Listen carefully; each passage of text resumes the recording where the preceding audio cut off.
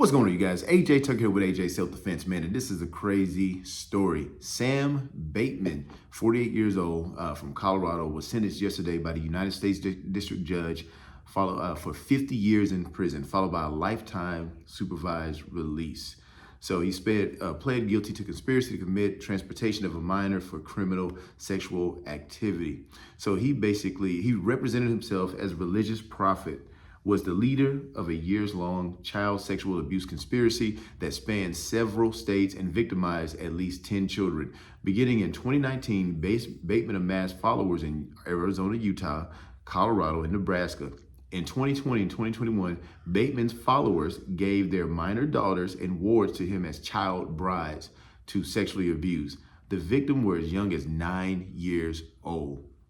Through coercion and manipulation, Bateman regularly forces victims to participate with him in individual and group sexual activities and with adults and other children.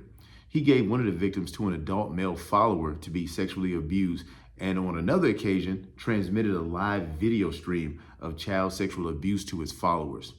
Bateman and others transported the victims between states to facilities to sexually abuse, which continued until Bateman's arrest in 2022. Following his arrest, child's victims were placed in legal and physical custody of the Arizona Department of Child Safety. In November of 2022, Bateman conspired with some of his followers to kidnap the victims from their custody placements. God dog, bro. The conspirators succeeded in taking 8 of the girls to California and then to Washington, where they were found by law enforcement and returned to Arizona. Bateman was charged along with 11 of his adult followers, all of whom have been convicted of charges related to the child sexual abuse conspiracy. 2 of Bateman's co-defendants were convicted at trial by a jury, and the others were convicted of a guilty plea. Several other defendants have already been sentenced, and the remaining defendants will be sentenced in the coming months. Bury them under the prison, please. I thought I was reading an article, but this is actually from the United States Attorney's District of Arizona, so it didn't really give me the story. Let me see if I can find the story real quick.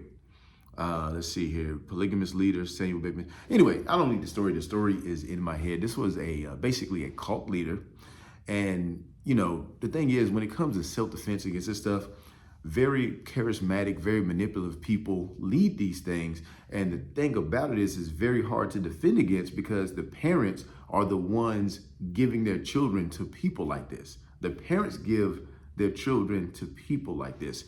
One of my clients was actually a teenager in a cult, and she was just breaking down the lifestyle and how that stuff goes. This dude had, let me see here, how many wives did he have? And these were mainly underage. These were mainly underage girls that was his wives. And when it says wives, it's not legal in regards, like it's not recognized, but basically they were wives. Let's see, those who were moved to the towns wanted to continue practicing polygamy after faith leaders had agreed to end plural marriages. So yeah, the Church of the Church of Jesus Christ of Latter-day Saints, known informally as the Mormon Church.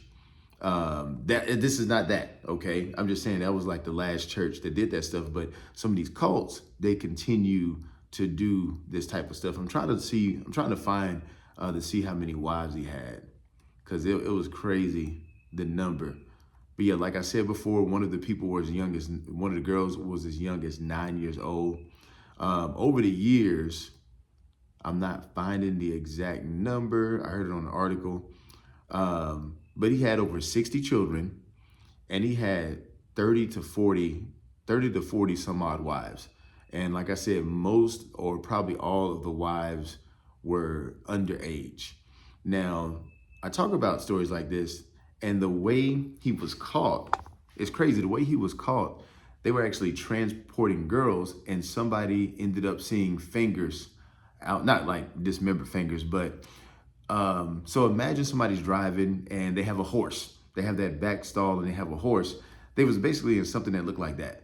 And it was a couple of, a bunch of girls in the back, underage, and they were basically kind of holding on, and you can see their fingers kind of out the holes. Let's see here. I got one right here, one right here.